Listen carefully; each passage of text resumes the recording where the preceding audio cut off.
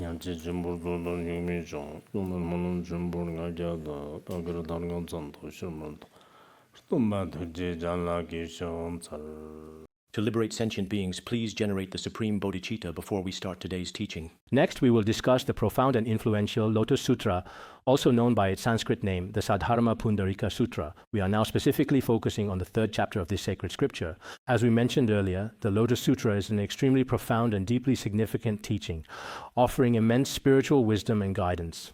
Therefore, those individuals who possess only shallow wisdom or are truly ignorant, such ordinary people are completely unable to truly comprehend its very deeper, profound spiritual meaning. Let's carefully recite the sacred oral transmission first for everyone here, shall I?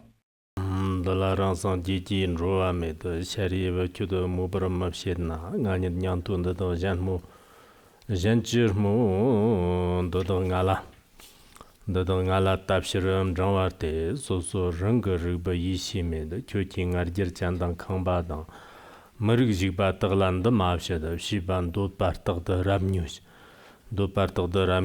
mashipe na chu tanar pongwara shida jirten tag da lagne san jetsir ngayi tamken da narapang jang chonir shide tagbar pangwa yi deyi mabzidar na mana danyon chiga ngano ndikam nyan de yang rong na bandan dram dur de rapang jang nga ge long de de la yang dong do de ba de ir number mamba ngi ngale nyun de de malen sim bu narme de karwa changwa rap to ne branger de ne war ji karwa to mar yang ji ba she jang phu ne de yang hong sem chen ya nam ji chimbu jang de ne dan zhou de de ji branger shen de rut bu wa dang chir chir jang jan de se mo shi bi zir chir de Dena de kato nebran jer chegor machan yam bataki gang arpo yang shi jang shin de nyam chong jer ngai shang jim chong de jer dang we zhuo cheg nang de tag de man jer de do dang wong wa po ne shin de kang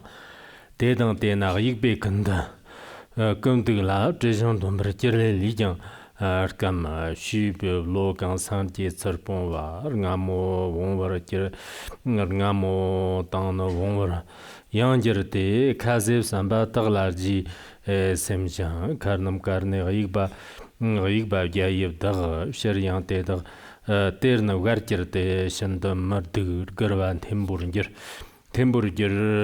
중국 존나 덕거락 지장 시바테 도도동 왜 다가 때나 시바 로진 신보네 확자 딱장 갑냠냠 바이 쪽적리르 남스 제르네스 신도블란 장몽 반지장 도 단자와 임도르데 방웨나 때덕 강바 메피 톱치린 제르 쪽적 쉬와 망보 자웨나 때덕 신도 맙스 소람뇽 남식 밀리 토버 제르와나 가임도르덴들 아마트베 데나 때덕 ligne ter tamburin ger guru jarwa domba lenjang mad sanje shansam domam ndala matat pe jikten tagna yikyang mache de de da kane rnam gen mache de yi la nojin ordon yang nod gorjang zanji mngajik shepa ta nyamchong zanji tok goroche de da shind natan no pa mang gon me kirjan jikten tagna je de na de Quand la nirten tient, de la tête of Jinbar Tatmanger.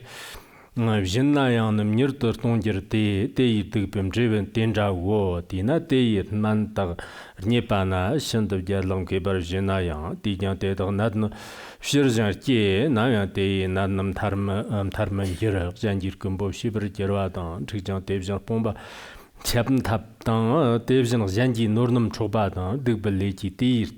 Tandem bava ngai sanji tsernda pangwe na mawang jarpon jikten tomba yi jikten gombo te yomam tong ten makum baryang ne baran jer shiba ten chujang mutu te dag semba mechang gombaran jer shanchim danda wanar pangwe na te dag namya Jevr manjero karwa kongo longo shimar nyeda chakchik tagna yarton mambo yang ligi manjam yanlag matsanjera tenam dorde ndorpang digbum je te kim tsarna semchina nyar ngansong tagna te kim yen de pagdang wongwa wadang za 산저 바라 테나테 딱딱 네버는 저 테덕메 리슨 저나야 르동보던 원데 렘바테 딱딱 워르장 잔지 나르 잔지 암가르 잔지 응버는 저 테테테 일잔 테덕고 테나테 이쿠는 나인테 릴라르마노 시아 차트금 종 테덕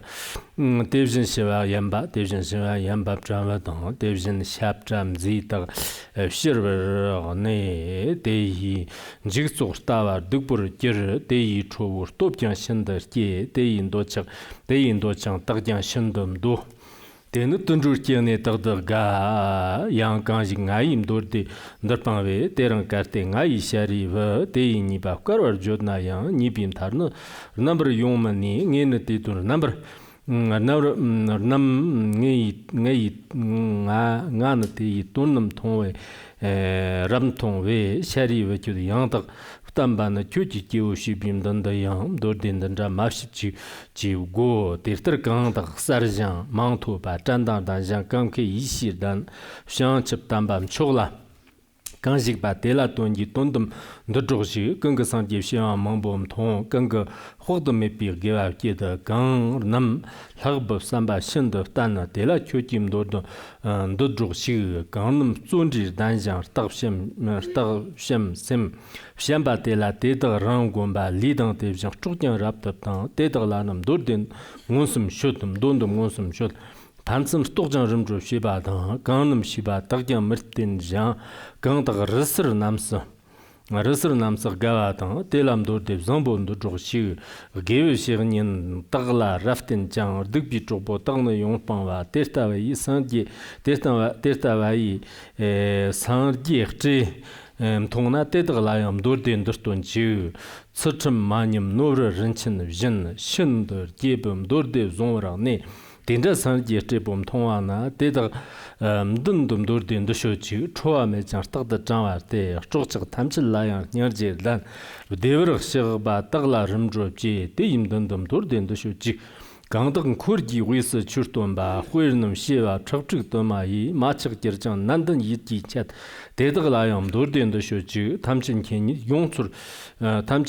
ni yongchur jang gangdag tarmo jardem go lan teg lagbar majang gewi gehlong chorwi fshir Gangdag shukchi kanda raptan ro shindir jibim dorde kanda zan tedag tena namyang janla gamma fshida janle tsigchida chigyan manzan be tedag layam dorde chogndo shut Chertir devjan shigbig donzan shkig donzan tertir mtag lana tetsur te devjan dayang tenjam dorde tsur Tehni layang tedag fshur lenam dorde jan namyang masim te jiktin yangpen batang tamchu jan tenji fshibar namji fshoyir te tedag kyochir ponglan dadag shud Garwa tsangwa yang shari shangchib tambam chongdara jigba yi namba fshewa chagchig tongma wa tedagam dandam dordin dashu jig tambi chupab makarwa le hui legar te legar samba wo There is indeed a substantial amount more content to cover today, which means we will likely be engaged in a comprehensive discussion for well over an hour, commencing from this very moment. Therefore, for all of you who have graciously joined us and are present here right now, whether you're simply visiting, perhaps eavesdropping, sightseeing, or taking photos, if you can stick it out for an hour, then please do have a comfortable seat. If you really can't make it through, it's truly best not to get up or leave your seat in the very middle of the event. Unless something truly special or an urgent situation arises, if there is indeed a special circumstance, then that would be perfectly fine. Just letting you know well in advance, please try to really stick it out for this particular class today, okay? You might only ever attend one class quite like this in your entire whole life. Maybe you won't understand it, but today you probably will. Alright, next we will discuss the profound and influential scripture known as the Lotus Sutra. Today we are specifically covering the very last lesson in the significant chapter 3. Just yesterday we already thoroughly discussed the earlier foundational parts. It is widely acknowledged that the Lotus Sutra is an exceptionally profound and deeply meaningful text. It can only be truly expounded in front of those with deep and profound wisdom. It's best not to speak about it to others who are ignorant or possess shallow wisdom. If you do, they might end up feeling quite confused and completely unable to understand. We will continue our discussion regarding the reason for this phenomenon today. Specifically, we will delve into the nature of all the Śrāvakas and Pratyekabuddhas, who are also widely recognized as those individuals enlightened by conditions within the venerable Hinayana tradition. These noble beings actually possess a truly considerable level of wisdom. However, if individuals hear or diligently study this sacred sutra, they will discover that the profound and intricate teachings contained within are truly and exceptionally profound, offering immense wisdom. So for them, it is truly beyond their capacity. They are completely unable to rely solely on their own inherent wisdom or their individual abilities to fully and deeply comprehend it, as it transcends their current understanding and capabilities. Not to mention the ordinary people in this world. Those who lack wisdom are arrogant or are lazy. These people simply cannot accept it. Even some noble beings, Śrāvakas and Pratyekabuddhas, their current abilities are still quite limited at this point in time. The Buddha compassionately told Shariputra, "You, dear Shariputra, regarding this profound sacred Lotus Sutra teaching, you can only truly approach it through your pure faith, relying on your faith alone completely. Even your great wisdom is not nearly enough." Because we all know among the Buddhist Śrāvaka community, among the Buddha's disciples, among the fourfold assembly of the Sangha, Shariputra is foremost in wisdom, and Maudgalyayana is foremost in supernatural powers. But even Shariputra, who is foremost in wisdom, when it comes to the principles of the Lotus Sutra, if he truly tries to approach it relying solely on his own wisdom, it simply will not work. Let alone the other Śrāvakas and their understanding, the others, including Maudgalyayana, Venerable Kashyapa, and Venerable Purna, for them, it's even more impossible. Because among the Śrāvaka community, Shariputra's wisdom is the most profound. But even he cannot approach it through wisdom alone. Only through faith can one approach it. So in the process of studying the Buddha's teachings, sometimes we really do indeed need a deep, unwavering kind of faith in our lives, With this kind of faith, you can approach it. Oh, this was spoken by the Buddha. This was said by the great masters of the past. This was taught by the Guru. Such faith is also very important. Otherwise, if we solely rely on our own limited wisdom to get involved, it will be quite difficult indeed. Even Shariputra, with all his wisdom, could not grasp the profound meaning within, let alone the collective wisdom of us ordinary people today. This is something that we are all very clear about here. As for the other Śrāvakas, they can truly and indeed only have profound faith in the Buddha's sacred words and nothing more, and then follow this sutra accordingly. This is the only way.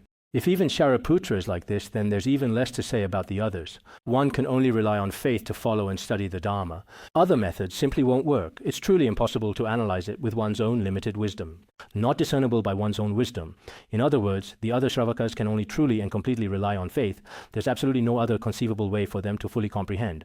So nowadays, some scholars and researchers, they actually possess no faith at all, which is indeed a significant and concerning issue. If they try to receive the profound teachings based on their own conceptual thinking, it is indeed very difficult for them to truly grasp. If even the Lotus Sutra is like this, then some of the profound principles in Vajrayana teachings truly cannot be fully understood either. Whether someone is a professor at some university, or perhaps a researcher, or a doctoral student, or someone who works at a prestigious institution, or has already obtained some kind of significant title, and so on. Even so, in reality, it is not necessarily the case, and this is an important point to carefully consider. That their academic knowledge, though perhaps at the peak in the secular world and quite impressive, but if he truly and completely lacks faith, sometimes he simply cannot accept the principles of the Dharma. If we have faith, even if our wisdom is not very great, many of the truly profound blessings and the immense wisdom contained within the Lotus Sutra can still profoundly merge into your heart and soul. This point remains exceptionally important for everyone to understand. Therefore, the Buddha, with wisdom and compassion, told Shariputra, through the comprehensive analysis presented above, when it comes to the Lotus Sutra, arrogant people, as well as those who are especially lazy, as well as those who are attached to the view of self, who subtly cling to the concept of self, these people, for these kinds of people, it's best not to teach this sutra. Some people ask, why can't tantric teachings be transmitted? Is it because there is something wrong with tantric teachings, or is there some other reason? Actually, that's not the case. Some profound principles are just like confidential documents in various countries, which are only accessible to insiders after a long period of training and preparation. Only such truly inner circle people can gain access to them. So in many of their documents, there are many different levels of confidentiality and secrecy indicated on them. In our tradition, this is called samaya. Later on, nowadays, on many documents, the word confidential is written with 2 red characters, or confidential document. Sometimes it's 2 or 3 characters. Some are marked as top secret. In the world, there are many confidential matters, and likewise, in both exoteric and esoteric traditions, there are many as well. You see, there are arrogant people here, those with excessive pride, who actually don't understand anything themselves. But they think they are truly quite remarkable and special indeed. Didn't we previously expel 5,000 very arrogant people earlier? At that particular time, we were just getting started as well, actually. There might have even been significantly more than 5,000 such people. I checked our attendance list for that particular day, and during the Buddha's time, perhaps 5,000 people had already left. As for us, whether we have 50,000 people or not, I truly do not know, but there are certainly a great many people. At that time, those individuals with excessive arrogance had already departed. This is actually good because they left on their own, which is better for us too. Then there is another group, the lazy ones. When it comes to laziness, they aren't particularly arrogant, but they're extremely lazy. They don't want to read books, nor do they want to attend classes. Even just sitting through one class, their feet hurt, they doze off. They want to eat lollipops and so on. There are many like this. So, when it comes to lazy people, that's what they're like. Then there are with strong attachment to their views, who are very opinionated, the view of self, of I and mine. Apart from their own views and their own matters, they won't seek any path to liberation. For these three types of people, it's really best not to teach them such profound sacred Dharma teachings anyway, because even if you actually do try hard, they simply won't accept it at all. Also, here it refers to ordinary people, the ignorant, and those with shallow understanding. They will become deeply attached to the 5 kinds of sensual pleasures: sights, sounds, smells, tastes, and touches. Even if individuals were to receive the transmission and teachings of this sutra, they would still hear but cannot understand, meaning they would be incapable of truly grasping or unraveling its meaning. Consequently, in reality, such people, due to their inability to comprehend, should also not be permitted to listen to or receive these teachings. Even if they do manage to receive them, it ultimately holds very little true significance or benefit for them, as the essence remains elusive. As mentioned in the Sutra of the Unreceding Dharma Wheel, the Sutra of the Unreceding Dharma Wheel clearly states, foolish and narrow-minded individuals, those who are excessively greedy and insatiably gluttonous for both food and drink, consistently fail to diligently practice the pure and unblemished Dharma, and consequently they habitually engage in deeply slanderous and harmful actions. This profound statement highlights that because these particular people dedicate their entire days to unrestrained indulgence in excessive eating and drinking, and persistently involve themselves in various unlawful and morally reprehensible behaviors, it becomes evident that apart from their relentless pursuit of consumption and physical gratification, they genuinely harbor absolutely nothing else within their minds or their thoughts. Therefore, for such shallow-minded and foolish people, it is best not to transmit profound Dharma to them. If profound Dharma is transmitted to them, because of their lack of wisdom and the undeniable fact that they have never truly practiced pure, profound, or supreme sacred Dharma teachings, they are very likely to abandon it entirely or even actively slander it. The word glutton is actually a bit difficult to precisely articulate and write about. It refers to individuals who are especially fond of excessive eating, drinking, and the relentless pursuit of pleasure and self-indulgence. Most people in our world today are like this, aren't they? Just like what was previously mentioned earlier in the Sutra of the Non-Retreating Dharma Wheel, this concept is truly significant. We can take a more thorough and detailed look at this profound Dharma later on as well. Those individuals who are especially greedy for food, who indulge in play, and who are fond of sleep should certainly take a very careful look at it. We should actually strive to be more diligent in our daily spiritual lives. We should endeavor to get up much earlier in the morning and make sure not to eat too much. Some people don't read the scriptures and treatises they ought to read. Every single day, they simply just watch animated cartoons and television dramas all day long. Generally speaking, there is still a difference in one's wisdom. You can truly judge for yourself. If someone spends every single day watching these very things, it indeed shows that they are that kind of person as well. If we spend all day listening to the cultivation methods of great monks and virtuous masters and read the teachings of the great masters of the past, it clearly shows that you are also precisely this kind of individual. So we can also effectively evaluate ourselves and truly determine what kind of person we genuinely are in this world in order to gain a deeper understanding and perspective. If some individuals do not truly believe in this profound Dharma and even go so far as to slander the sacred Lotus Sutra, then what will happen? Then these individuals effectively sever and extinguish the most subtle and supreme Buddha seeds in the world. We have indeed mentioned this crucial point earlier, haven't we? This Lotus Sutra is unequivocally known as the Lotus Sutra for attaining Buddhahood. Therefore, if we were to slander or disparage it in any manner, then the deepest, most profound, and truly wondrous Buddha seeds in this world, which are essential for spiritual growth and enlightenment, have already been completely cut off and utterly destroyed. Consequently, there is absolutely no hope left for their cultivation or realization. Today, perhaps the primary emphasis is that we should wholeheartedly have unwavering faith and profound conviction in this sacred Dharma, understanding its immense importance and transformative power. Otherwise, much of the good fortune and positive blessings for yourself in this present life and all future lives will be lost. Now, as for those individuals who choose not to accept this or who are unwilling to embrace it, these particular people are found to have committed a multitude of various offenses, demonstrating numerous transgressions and violations. Some individuals often frown, and when they frown, it typically signifies that they are frequently displaying a worried, concerned, or even a gloomy and unhappy expression on their face. Always constantly frowning and looking sad, that particular kind of person, especially so, whenever they hear about the virtuous Dharma, their immediate attitude becomes unhappy and displeased. But when they actually hear about other things, they become truly happy. Their faces genuinely light up with bright smiles, those kinds of wonderful people. There are also those individuals who harbor doubts about this particular Dharma gate, who simply do not believe and who remain quite skeptical. These individuals should really pay close attention and listen very carefully. Here, allow me to elaborate a bit more about the profound and intricate karmic results that can manifest. In terms of attitude, when they hear the Lotus Sutra, when you hear the Lotus Sutra or something like the Lotus Sutra, some people are especially unwilling to accept it. These are people who show it in their expressions, their attitudes, and their mindset.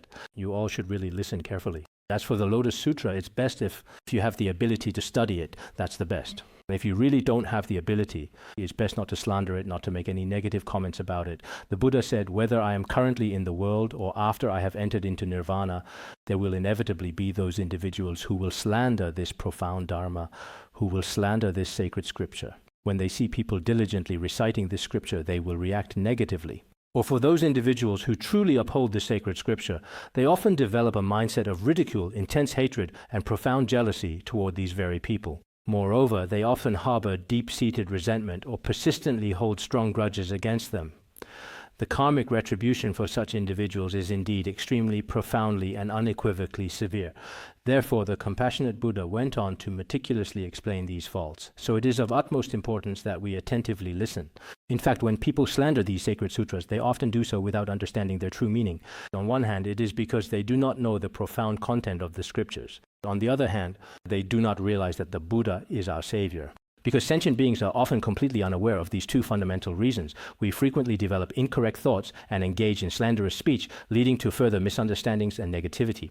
The sacred Mahaparinirvana Sutra clearly says sentient beings, not truly knowing that the compassionate Buddha can actually save them completely, slander the Tathagata, the precious Dharma, and the Sangha foolishly. Many ignorant people truly do not know this important fundamental truth. The Buddha is the one who can truly save us all. As we wander endlessly in the painful cycle of rebirth within the three realms, in the vast sea of suffering, in the burning house of the three dangerous realms, if we truly rely on the Buddha's profound wisdom and compassionate guidance, there is hope for us to attain liberation from this cycle of rebirth. On this point, I think many of our Dharma friends used to find life very truly unbearably bitter before learning the principles of Buddhism. After learning the Buddha's teachings, let's not even begin to discuss the ultimate and profound peace of nirvana.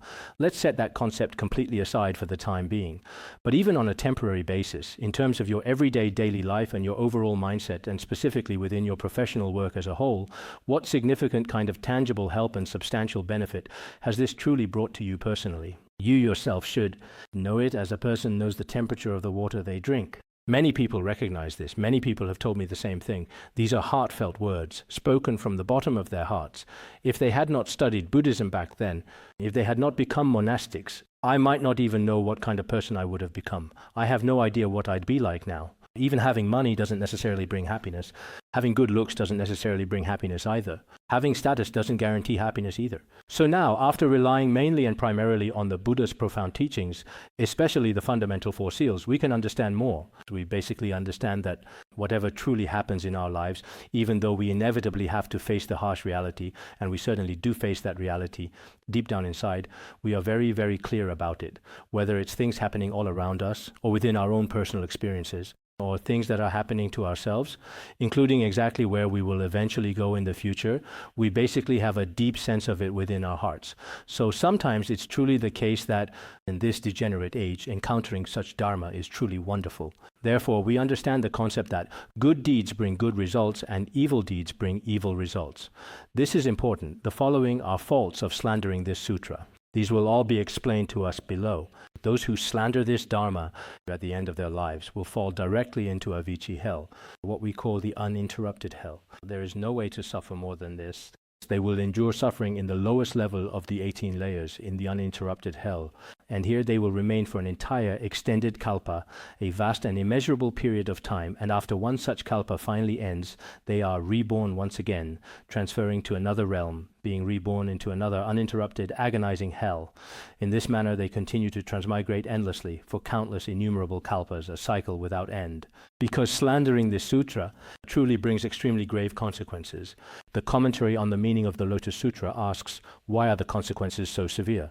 It is not that the Buddha is punishing them, but rather that they have gone against the truth.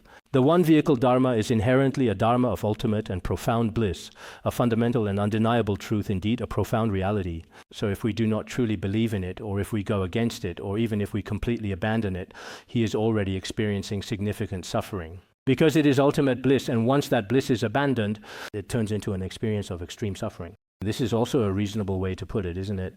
For example, when we go against the truth, or when we enter a foreign country and deliberately violate its established laws, that individual person will also inevitably experience significant suffering. So in this world, if we maliciously slander the absolute truth, the various causes that we meticulously create and the numerous laws that we deliberately break will inevitably lead us to profoundly experience truly great suffering as a direct and unavoidable result. This fundamental principle operates in precisely the same manner. When this sentient being emerges from hell, you see, after experiencing such prolonged suffering there, then upon their departure from the depths of hell, they become an animal. At this point, they turn into a perpetually hungry dog, a scavenging jackal, and various other similar creatures, and so on. In Tibetan language, what we commonly call a wild jackal is actually written as fox. They are also especially emaciated in physical form. Their entire bodies are extremely thin and gaunt, and they are sallow, mangy, diseased, and scabby-looking. Some very hungry dogs and some cunning foxes. Their physical bodies are both incredibly dark and quite visually unappealing, aren't they? Sallow here means dark and very quite ugly.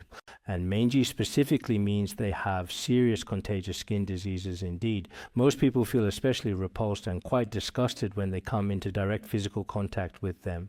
When people see some hungry dogs or certain animals, when these creatures approach, everyone present becomes afraid and dislikes them intensely. However, in contrast, some adorable puppies are loved and cherished by many people. Oh, please come over here, come closer. I want to give you a warm hug right now. I like you so very much.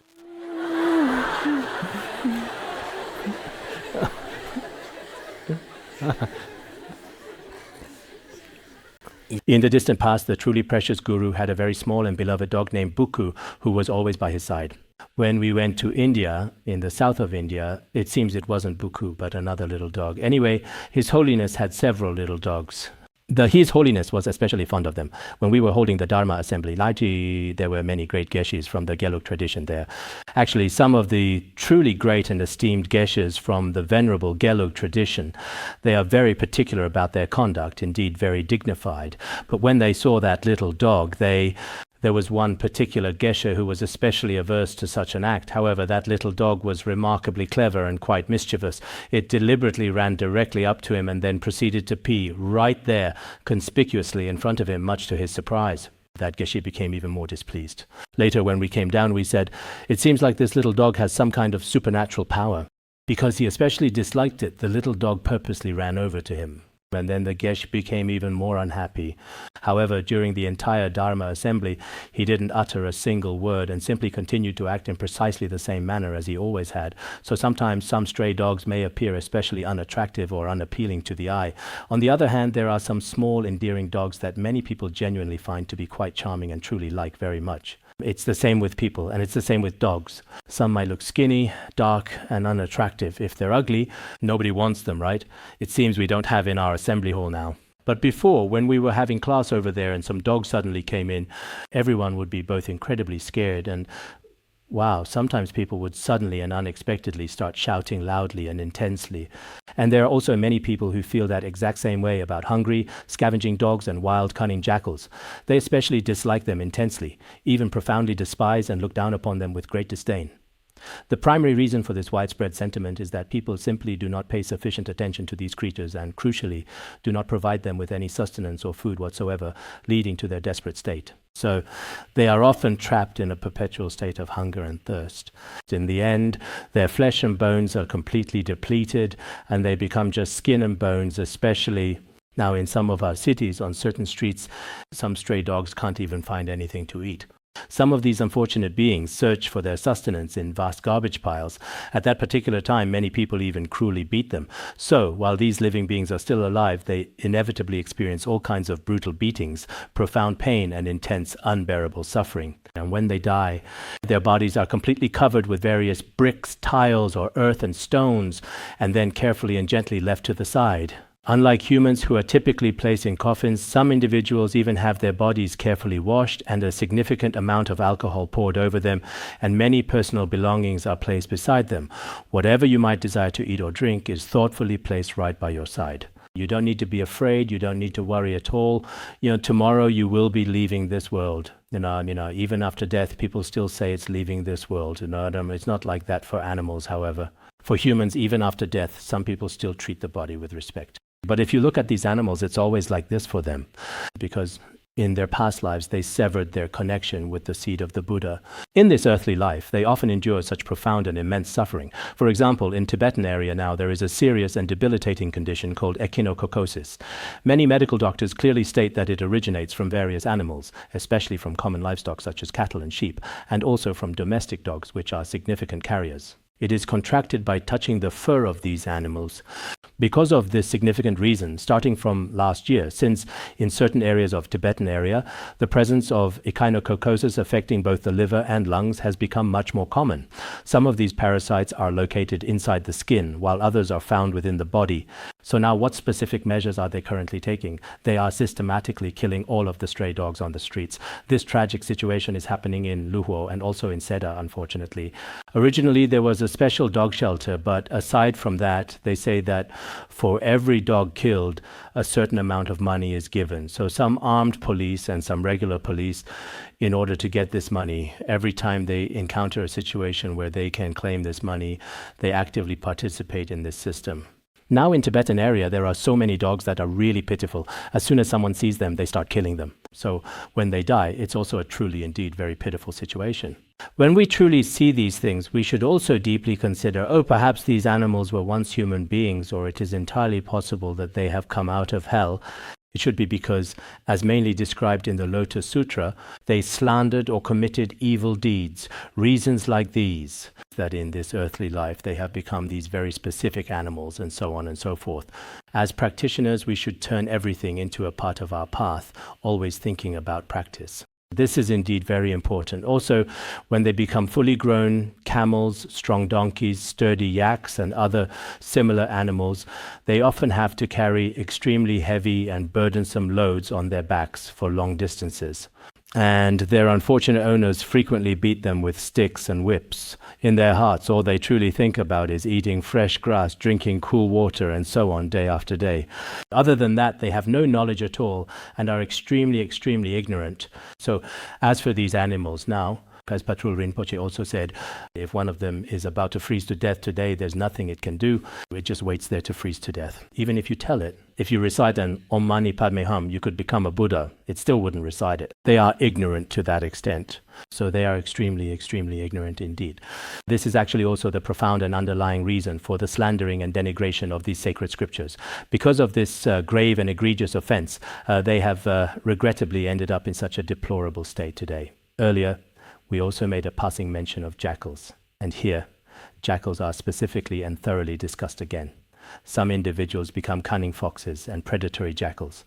And when they enter villages, because their bodies have significant skin diseases, and they are also missing one eye, which makes them appear quite different, even though foxes are supposed to have 2 eyes. But because their 6 senses are incomplete, sometimes it happens that when we see some wild dogs, for example, their limbs may be incomplete or they may be missing an eye. and many negative karmic results often manifest for such unfortunate reasons. The children in the villages, you see, often find them very annoying when they see them, and frequently start violently hitting or throwing various things at them with heavy stones and sharp wooden sticks. They experience endless suffering and pain, and some even die tragically as a direct result. Now, if you carefully look at the controversial Yulin Dog Meat Festival in Guangxi, it seems to take place around June 20th during the summer solstice. This year it's on June 21st. At that time, tens of thousands of dogs are killed in a single day. In the past, they used to beat them on the streets, and the methods were extremely cruel. They used all kinds of sticks, iron wires, and even burned them alive. There were all sorts of terrible situations.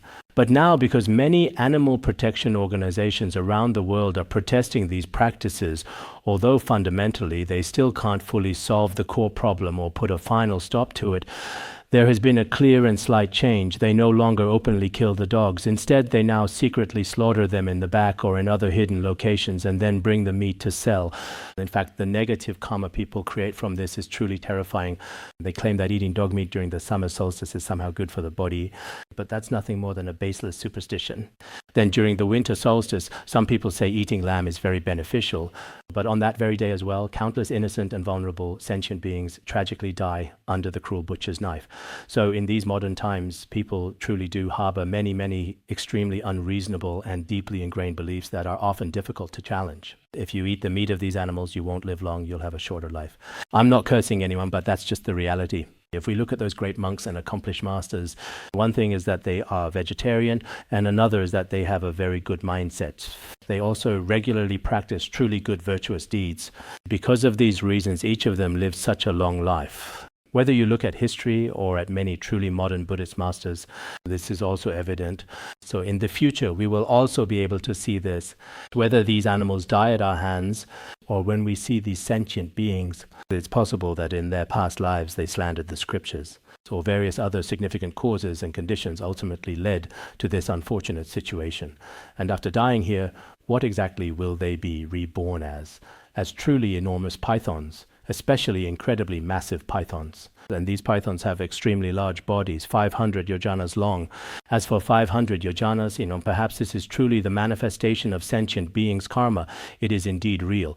But maybe at that time in ancient India, some words were rather, for example, we often say thousands and millions. Nowadays, we habitually use some numerals in an exaggerated way. For instance, when we say in the thousands and tens of thousands, and it doesn't literally mean precisely 1,000 and 10,000. It just means a great many, a multitude. So perhaps it's the same here. I distinctly remember seeing something about pythons before, perhaps a documentary or an article. Some time ago, I don't know if it was true or not, some miners in Sichuan discovered a python that was 55 meters long, which is quite lengthy. It seems there have been pythons over 90 meters long in the past. Such things exist. For example, pythons 100 meters or several dozen meters long. Such giant pythons or long snakes do exist. But 500 yojanas is truly an enormous amount. Maybe it's a symbol of karma, or perhaps it's a traditional Indian expression.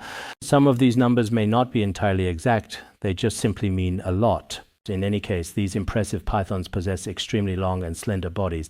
As for these fascinating pythons, they are accurately described as deaf, foolish, and completely legless.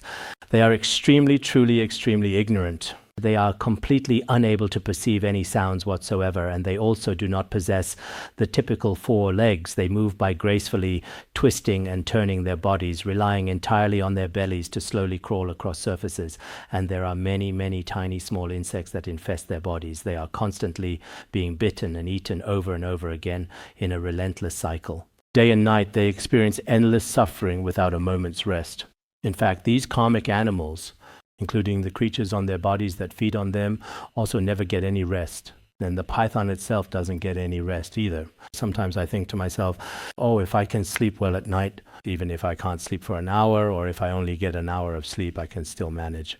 Like the beings in hell realms, or some of the beings among animals, there are small creatures inside their bodies that are constantly eating them. They never have any time to rest at all. Until the very end of their lives, there are always many beings feeding on their bodies. Sometimes if we don't sleep for just 2 or 3 hours, we complain, wow, last night I really didn't sleep for 2 or 3 hours. Even if I slept for 4 hours, I still feel unsatisfied. So if we truly experience this kind of suffering, it would probably be unimaginable for most people. These are actually also slanders, the karmic consequences of having once slandered the Lotus Sutra and other Mahayana scriptures. This is how such negative karma is incurred. Previously, among the various animals, there were camels, wild dogs, and pythons, and later these sentient beings graduated from the animal realm. They were then released and subsequently attained human rebirth. If they are reborn as human beings, their faculties are often dull and significantly impaired, making their understanding quite limited. Their eyes, their ears, their nose, their tongue, and their body. Their eyes cannot truly see, their ears cannot truly hear, and their intelligence is extremely dull and quite clumsy. Their mind is foolish and very slow-witted. They are also accurately described as short, ugly, and crippled. It is said that their stature is especially short, and their overall appearance is extremely unattractive. As for the term crippled, it refers to their hands and feet. The characters for these conditions all consistently have the hand or foot radical positioned at the bottom, clearly indicating that their hands and feet are unable to move or stretch properly. This is quite similar to some particularly unusual infants encountered nowadays, and it's a significant observation, where all their limbs are fused together, creating an unnatural and often debilitating connection. Their entire hands and feet are profoundly abnormal, exhibiting significant deformities. They may also be completely blind, profoundly deaf, entirely mute, severely hunchbacked, or significantly stooped. Their body is completely and permanently hunched over, often making movement extremely challenging. Even if these particular individuals were to say something, absolutely no one would truly believe them. Sometimes a person's inherent abilities, their physical appearance, and their accumulated wealth, these are people who are especially lowly. Whatever they might say among other people truly carries no real weight at all, and other people don't believe them either. This is related to the blessings from their previous lives. On the other hand, some people are indeed truly very wise, capable, and have dignified and proper appearances. They are outstanding in all aspects. Even if they just say a single sentence, everyone is very willing to accept it. Whatever they say is always taken very seriously by others around. So this is precisely where there are many significant differences due to our individual past karma. Moreover, these particular people often have extremely foul breath when they speak. When people attempt to get close to them, it is observed that no one dares to come within 100 meters of their presence. Many individuals often ask them to chew more gum, perhaps to alleviate an unseen issue. Additionally, it is widely believed that their bodies are profoundly possessed by spirits or ghosts, which are always attached to them. This is also explicitly mentioned in ancient Buddhist scriptures. Some are intricately entangled around the body, some are by the ear. This is precisely the situation now. Especially in regions like the Northeast, there are indeed things like fox spirits possessing people. At first I didn't really believe it, but maybe it also varies depending on the terrain and the place. After going there, many people consider it normal. And if these people are really nearby and you perform a blessing for them, at that time there will still be some kind of response or sensation. You might experience things like noticeable muscle twitching or a distinct sense of internal restlessness. If your mind isn't completely settled, could it possibly be that there's a bit of... It doesn't feel the same as when you perform blessings for other people. And there are a few individuals like this, not everyone. So sometimes we can't say these things don't exist. These are the hungry ghosts mentioned in Buddhist scriptures. Modern science is still blind to these things. For example, someone who is extremely knowledgeable. I recently met someone at a very famous and highly regarded university in the United States. He specialized in medical research. Then I talked about the existence of spirit possession. He said, yes, it does exist. But from a medical perspective, there's no way to explain it. He said it's not his field. This belongs to the field of soul studies. I asked, does medicine acknowledge it? That another soul could remain attached to a person's body? He said from a medical standpoint, there's probably no basis for that. But he had to admit some of these might be their own experiences or sensations. Even among medical professionals, they themselves have different kinds of... There are also cases where other beings are attached to a person. Spirit possession, as we often say, does exist. There are also individuals who are extremely poor and hold a very lowly status in society. People often take advantage of them and use them, much like servants and so on. Furthermore, these same people are also very often sickly and in poor health. Their bodies are especially thin and frail, with no one to rely on. Even though they often try to get close to others, trying to please and curry favor with people, always thinking every day. But in actual reality, these particular people do not care at all. They really want to please many people, always running around. But in fact, some people actually do exist, have differences in ability, merit, and many other aspects. Although we humans come into this world, maybe in the same school, in the same classroom, people's abilities are still different. Moreover, for example, if we all give rise to bodhicitta together because of causes and conditions from past lives and various reasons in this life, some can benefit sentient beings and help countless beings. Some seem to do well for a while, but later on it seems they can't sustain it for the long term. This also has to do with differences in our merit and the causes and conditions from past lives. There are these differences among people as well. And for some people, whether it's the significant wealth or profound wisdom they gain, they quickly lose it. It disappears very, very fast. If some individuals choose to study medicine, and if they themselves practice medicine, they then treat illnesses according to standard established prescriptions, diligently following normal accepted medical formulas to treat their patients. But not only does it not help the patient at all, on the contrary, the illness actually worsens significantly, and it can even tragically lead to death. Some individuals give injections or prescribe various medicines, and although they administer these drugs and injections properly and correctly, in the end, due to an unfortunate medical accident, it ultimately results in death. There are people who die under their care. Some doctors, in fact, it's not a matter of skill or medication, but for some unknown reason, because of an injection, because of some of the doctor-patient issues we have nowadays are just like this. This doctor is actually quite good. He treats the patient entirely according to standard prescriptions. But in the end, not only does the patient not get better, sometimes the doctor himself even gets punished. This also happens, and it is also related to past lives. There are also people who fall ill and have no one to help them. Suppose someone gives them some medicine, even very good medicine, but not only does it just not work, because their karma is manifesting at that moment, they actually become more and more miserable. If someone else were to take this medicine, they might recover from their illness. But because this person has a karmic connection from slandering the Dharma in a past life, consequently, their suffering only intensifies, becoming more pronounced and widespread. Furthermore, there are also individuals and groups who frequently encounter significant rebellion or strong opposition. For example, they might face a full-scale insurrection, a violent uprising, or pervasive political turmoil and instability. At that particular time, they just happen to be caught up in it. Like during the previous student movements, some people weren't even there to protest or demonstrate, but it just so happened that they passed by and tragically died right there. Some people died during earthquakes, like during the Yushu earthquake, for example. Some were just staying there that night and ended up being crushed to death. So some causes and conditions are like this. Some people weren't originally thieves, like there was a gangster in the past.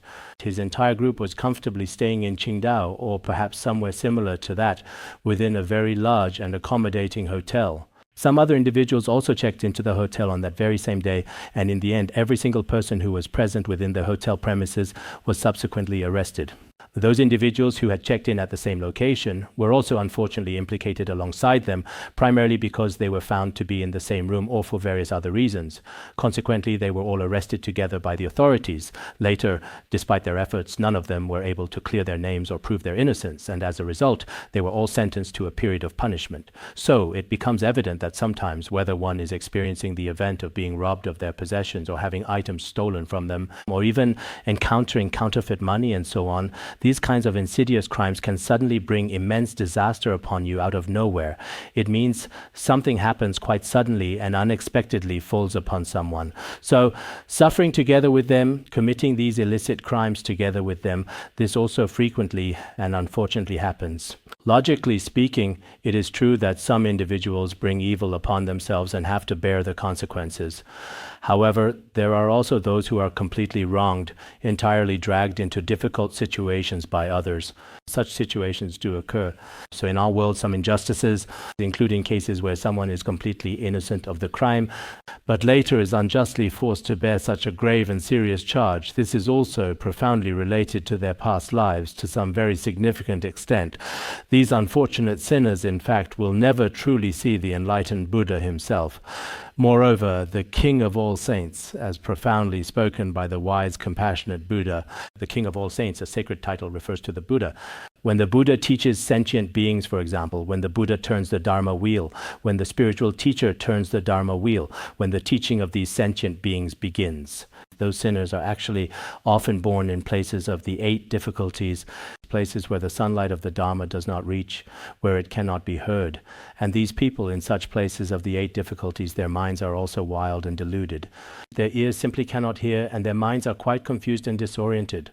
And they will never ever be able to hear the true sacred Dharma teachings or receive proper spiritual guidance from masters. So considering all of this, we should genuinely feel a deep sense of emotion and significance regarding this particular situation, shouldn't we? Throughout countless kalpas, as numerous as the grains of sand in the Ganges River, they often are born and immediately become profoundly deaf and completely mute, unable to hear or speak from birth. This means that as soon as they are born, they can very easily become profoundly deaf and completely mute. Some children, quite unexpectedly, seem to suddenly lose their hearing abilities, and some others just as abruptly become entirely blind. Just the other day, during my recent travels in Europe, I personally observed some young people, and they said they suddenly became deaf and mute. But in terms of written language and other knowledge, they were quite good and very smart. Sometimes the karmic force of sentient beings is truly inconceivable. That includes ourselves. We can't say that. We will always have all 6 senses intact. It's hard to say for sure that nothing will ever happen to us. If there is some karmic force from a previous life, I might suddenly, for various reasons, lose my hearing or sight. Or perhaps lose all sensation in my mind and become a vegetative state. It's very possible. If one day we really do end up like that ourselves, we should truly realize that this is the manifestation of our own personal karma. Because as Buddhists, when a certain karma truly manifests, this is indeed a very profound matter. That's precisely why someone may become deaf, mute, or completely lack certain faculties, and so on and so forth. Over countless eons, they are unable to hear the Dharma, even if some sentient beings are born when the Buddha is turning the wheel of Dharma and liberating beings. If we are among those who have created such karma, not only will we be unable to hear the Buddha's profound teachings, but we will also truly lack the 6 faculties. In this very world, they also experience all kinds of intense and terrible suffering. It often feels as if they are in hell. They treat it as if it were a beautiful garden. With a garden, we might visit it occasionally, take a stroll from time to time. But for these beings just mentioned, even if you obtain some human or heavenly rebirth as a result, later on, you will still end up in hell. This is a kind of ironic expression, isn't it? It's as if they are just strolling through a garden, as if they treat it like their own home. Like their own garden, they rarely ever leave it. Among the evil destinies, hell, as mentioned earlier, they treat the evil realms of animals and hungry ghosts as their very own residence. Beings with such profoundly negative karma are often found in hell, as if they are always there, perpetually trapped. If you look at some people in the world today, you might observe that it's as if prison is their home. After getting out, they end up back inside, and after coming out, they go back in once more. Recently, I have visited many prisons. So inside the prisons, I asked some people there. Some of them told me they've already been in 5 times already.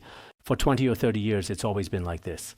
After serving their sentence, they come back again. Once they're out in the world, they end up going back in. So for these kinds of negative beings, they might treat hell, the realm of hungry ghosts and animals, just like their own personal garden or their very own comfortable home. They continue to experience profound and unending suffering there, a torment that seems to have no conclusion.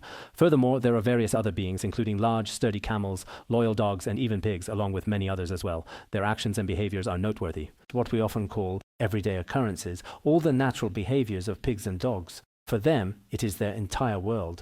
They have experienced so much of it in the lower realms. They often live this kind of difficult life. All of this is the direct result of slandering this sacred scripture, leading to such unfortunate outcomes. And even when they obtain a human body, it's precisely the same. They are deaf, blind, mute, as well as poor and afflicted by all kinds of decline. All these misfortunes are, in a way, like their own adornments. When we talk about adornments, often, for example, men and women, their own accessories, they start putting on these adornments as soon as they wake up in the morning. They simply cannot go without them for their entire lives. It is as if these extraordinary beings willingly take on deafness, blindness, muteness, and poverty, and embrace them as the adornments of their lives, life after life. Just like their own accessories, they can never be separated from them. There are also things like edema and even emaciation, as well as extremely painful, burning, itching scabies and deeply festering, infected, pus-filled ulcers, various chronic, painful skin diseases like badly infected, open weeping, bloody sores, severe spreading leprosy, and many other similar debilitating, horrible conditions covering their entire emaciated bodies. These terrible illnesses are almost exactly like their permanent clothing that never leaves them. Because they've had these debilitating illnesses since their very early childhood, the very clothes they wear, Sometimes we change them, sometimes we wash them. But these illnesses on his body, some are the manifestation of karma, and they are always there. He was born into this world like this, as if taking his daily medicine is as common and routine as eating his regular meals. And I've been like this for well over 10 years now. Every single day, just like eating a meal, I absolutely have to consistently keep taking my prescribed medicine. This is also a kind of karma from a previous life. It must be karmic. For some of us who have skin diseases, no matter which hospital you go to for treatment, it can't be cured. In the end, it really seems like the skin disease on your own body becomes just like your own clothes. If you are deaf, blind, mute, or otherwise lacking in any of the 6 senses, it almost becomes your very own kind of personal adornment. For those of us whose health isn't particularly good right now, it's as if there's not a single truly good day. Every single day is bad. This unfortunate situation is also directly caused by slandering the sacred scriptures and these kinds of negative karmic conditions. The physical body is often found in especially foul-smelling, disgusting places, and also in places that are particularly filthy and impure. Moreover, they are deeply attached to a very strong sense of self. They frequently intensify their own anger and hatred, and their sexual desire burns so incredibly fiercely that they don't even distinguish between human beings and other animals. At that point, they can't tell the difference between people and animals at all. Once they develop especially intense, overwhelming greed and insatiable desire, they inevitably end up committing many, many illegal and deeply shameful acts throughout their lives. All of these terrible consequences are actually directly caused by this as well. That is to say, they are truly the result of slandering the sacred scriptures. The Mahaprajnaparamita Shastra profoundly says, just as the wind does not enter into solid, impenetrable objects, and water does not flow upward against its natural course, and indeed space itself cannot be harmed or damaged, so too is it with actions that fundamentally do not exist. For example, the powerful force of wind cannot easily enter into solid matter. Similarly, water does not naturally flow upward against gravity. Furthermore, the vast expanse of space cannot be harmed or damaged by anything. In precisely the same way, all the diverse experiences we have in this life, if there is no karma, it is simply impossible for them to occur. Just like with any physical object, it is absolutely impossible for wind to enter it at all. If we block it with a wall, it simply can't happen. In the very same way, no matter how much we try to harm space, it's truly impossible. No matter how much we want water to flow upward, it simply cannot happen. This is the law of nature, and in the same way, the happiness or suffering that all sentient beings experience in this present life, all of these profound feelings are actually very closely related to our accumulated karma. If there were no karma, then these things in our present life truly would be impossible to explain. You see, some people don't have to work very hard. Their work, their life, their family, everything seems to go smoothly for them. Even their spiritual practice goes very smoothly. For some people, their spiritual practice really does go very well indeed. For 10 or even 20 years, their mindset has been especially good, and they haven't encountered any significant obstacles whatsoever. But for some individuals, their spiritual practice is especially difficult and challenging. It seems like whatever you want to do, you simply can't make it happen. Some people, although they occasionally encounter adversity, today they're in a bad mood. And when they're in a bad mood, they want to slander their Dharma friends or do something else. But after a while, they're fine again. Now I'm fine, it's nothing. Now I'm in a truly and great mood, as absolutely nothing is wrong anymore. But when they're in a bad mood, it's as if the whole mountain has collapsed, the sky has fallen, and the earth has split open. There's absolutely no sunlight left in this entire world. It's already completely dark. Everyone becomes rakshasas, yakshas, hungry ghosts, and so on. Then, as soon as their mood improves, wow, everyone around them is a celestial being or a goddess. It's so incredibly joyful. The world is truly so beautiful. So our mindset really brings about a truly huge and significant change in how we perceive the outside world around us. This is also karma, isn't it? There is heavy karma, light karma, and also virtuous karma. There are many kinds of negative karma, positive karma, different types of karma, all because of karma. I truly believe in this without any doubt, really. Sometimes I pray for the blessings of the 3 jewels. Sometimes in my practice and in various aspects, things go very smoothly. I personally feel that for more than 30 years now, I've had the opportunity to teach and explain the Dharma. I don't know what virtuous karma my past lives had. Such good conditions, this is truly what I really and truly think. Otherwise, even if I wanted to teach the Dharma, even if I wanted to connect everyone with virtuous teachings, it might not necessarily happen. When karmic forces manifest, there's nothing I can do about it. It's just like a landslide. When karmic forces arise, there's nothing anyone can do. For example, when we attend teachings, if karma manifests, no one can do anything about it. No amount of persuasion will work. If someone wants to break the transmission, they'll break the transmission. There's nothing that can be done. This also applies to our physical bodies. Sometimes we really want to stay healthy, but it's just not possible. Suddenly, we might fall ill, no matter how many supplements you take, no matter what you do. Some business people, for example, take supplements every morning and evening without fail. They take nutritional supplements and health pills, spending tens of thousands or even thousands of yuan on them. But they still get sick all the same. It doesn't work. In the end, it's still the ambulance, sirens blaring, that takes them to the hospital. There is truly nothing that can be done. Karma, in its very essence, truly is a tremendously powerful force. So while we are still completely free and at ease, everyone should conscientiously try their very best not to create any negative karma. Next, it explicitly states, telling Shariputra, that slandering this sutra carries such a grave offense. If I were to just explain each one in detail, then, even if eons were exhausted, the severe retributions for committing this particular offense might still be truly impossible to fully and completely describe. So, regarding this significant cause and condition, I want to tell you, among people who unfortunately lack wisdom and understanding, it's best not to speak openly about the sacred Lotus Sutra. This profound teaching should be kept strictly confidential.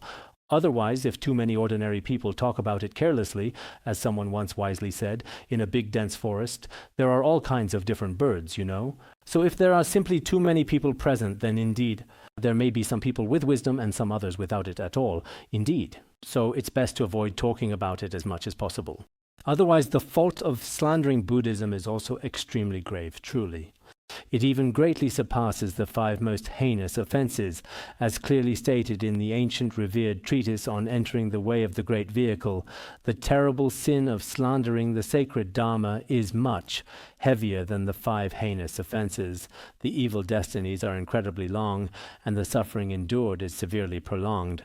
The suffering we experience is extremely long-lasting. Therefore, I sincerely hope that everyone pays very special and careful attention to the critical issue of slandering the Dharma. As for what precisely constitutes slandering the Dharma, I believe everyone already clearly knows and understands. Sometimes, out of anger, people may even tear up sutras. This is quite a serious matter indeed. Or they might say that studying the Lotus Sutra is completely and utterly meaningless, and so on. There are many such statements that are often made in various contexts. We must be very careful about these things. Or those individuals who diligently transmit the profound Mahayana teachings, or those who practice Mahayana Buddhism, especially those related to the Lotus Sutra, we must never slander such people. Nor should we slander the Dharma itself. This is very, very important. So, as mentioned above, regarding the Lotus Sutra and its profound teachings, the listener must also be a truly suitable vessel for the Dharma. Otherwise, it is simply impossible to genuinely accept it. That is precisely what has been thoroughly explained so far. Next, we will talk about what it truly means to be a genuine, true vessel for the sacred Dharma. To what specific kind of person can the precious Lotus Sutra be transmitted? This important question is actually quite simple. Many of us should possess these qualities. Everyone should be very happy because you are all listening carefully now. After we have conducted many different kinds of tests, everyone here possesses these Dharma qualities. So now, to whom can we properly teach this sacred teaching? To those with exceptionally sharp faculties, whether it is deep faith, profound wisdom, or diligence as their fundamental root quality, as well as those who are clear in wisdom and widely learned, those with strong recollection and powerful memory, and in Tibetan, those with right understanding and right mindfulness can also be taught. Also, those who seek the path to Buddhahood. To such receptive people, we can teach this Dharma. When you look for disciples in the future, it should be precisely the same. First, observe how their memory is and what their faculties are like. How broad and deep is their knowledge? Are they truly sincere seekers of the profound path to Buddhahood? You absolutely need to carefully test and observe each individual one. If they genuinely possess all these essential qualities, then and only then can you confidently teach them as well. There are also some people who have truly encountered many millions of Buddhas in the past. Indeed, and in front of these Buddhas, they have accumulated vast stores of merit and the roots of wisdom and virtue. Moreover, they possess a deep and steadfast mind. A deep and steadfast mind, in Tibetan this refers to an extraordinary or supreme mind. When we talk about a supreme mind, we usually mean bodhicitta, or other particularly special minds, such as great compassion. But in Chinese, when we refer to a profoundly deep mind, some commentaries interpret it as faith, a mind of unwavering faith, but there can be different ways to explain this.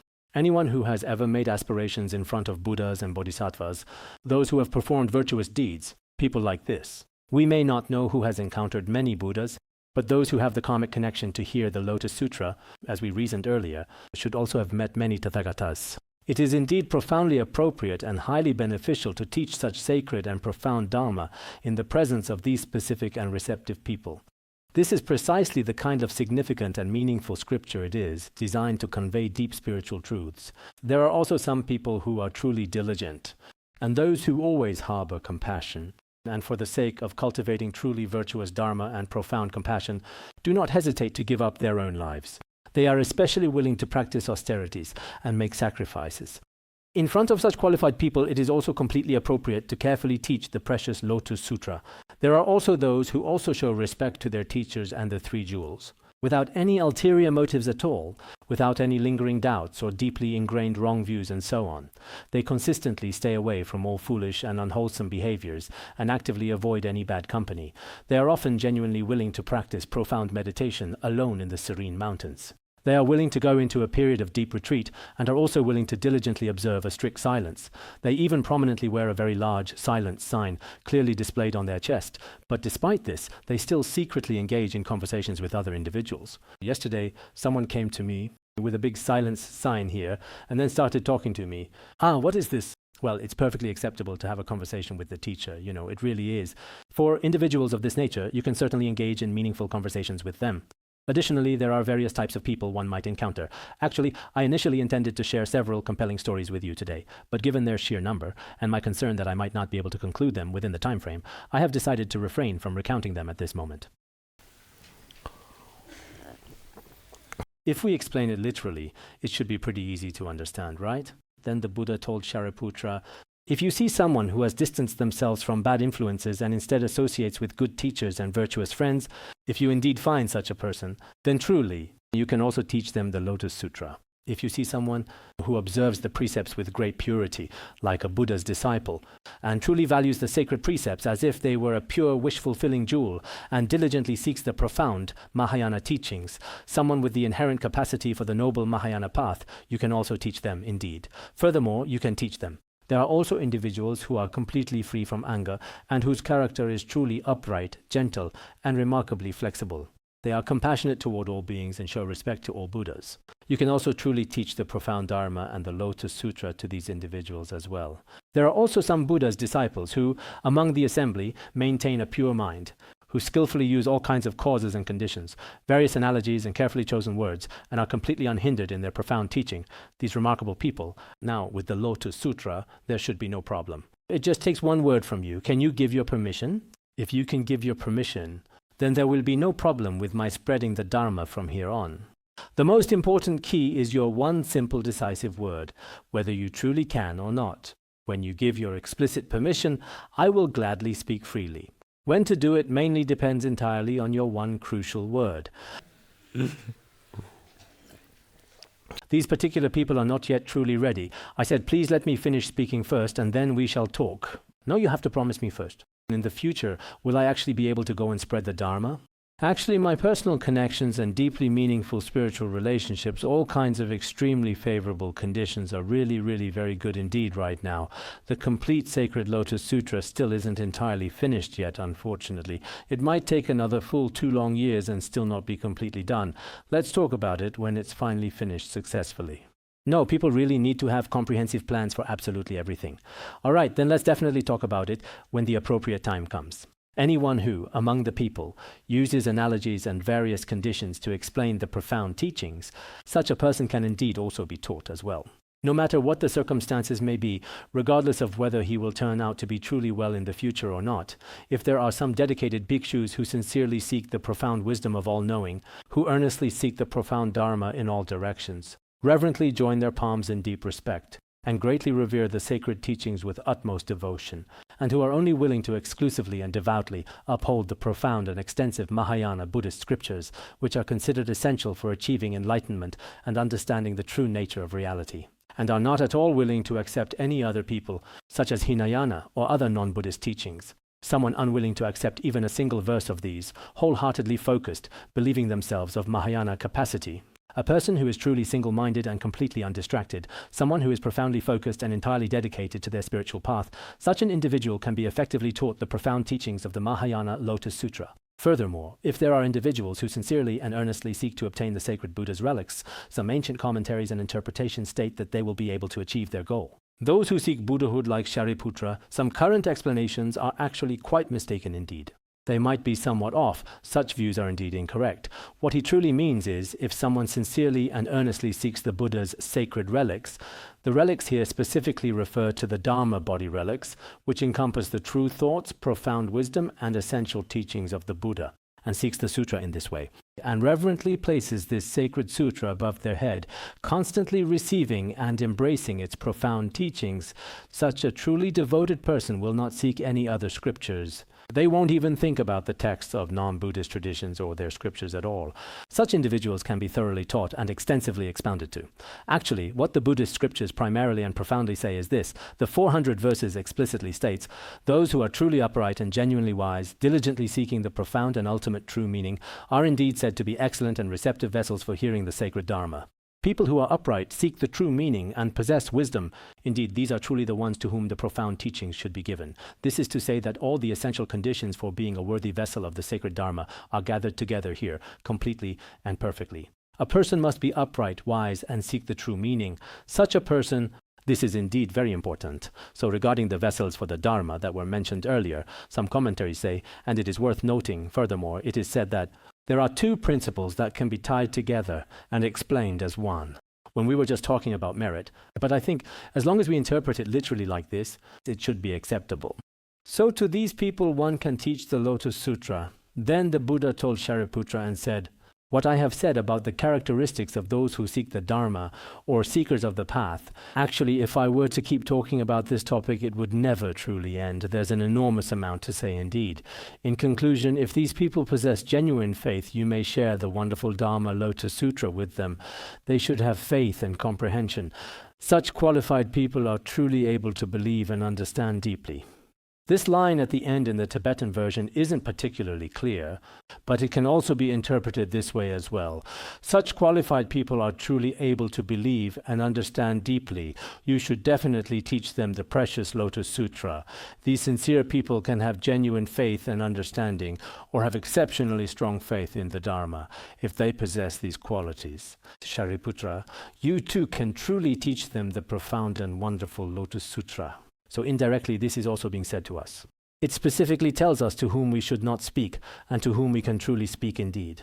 I hope that each of our listeners will also make the aspiration to share it with others when the conditions are truly and genuinely right and opportune in this lifetime, and we also sincerely hope to possess these admirable and virtuous qualities ourselves. Actually, I am satisfied with the outcome this time. Those individuals who listened attentively to the Lotus Sutra during this occasion, some of them, unfortunately, departed on that same day at that time. Since then, the number of people has been very stable.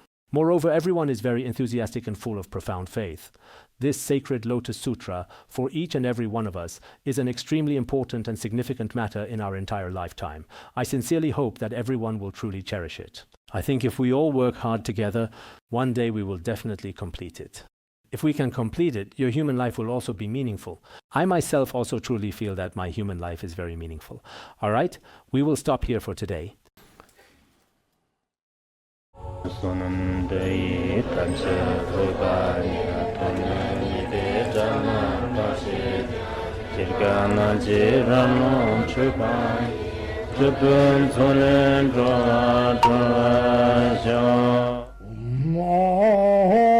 Bandara Badna Sodargye Bandara Badna Sodargye Bandara Badna Sodargye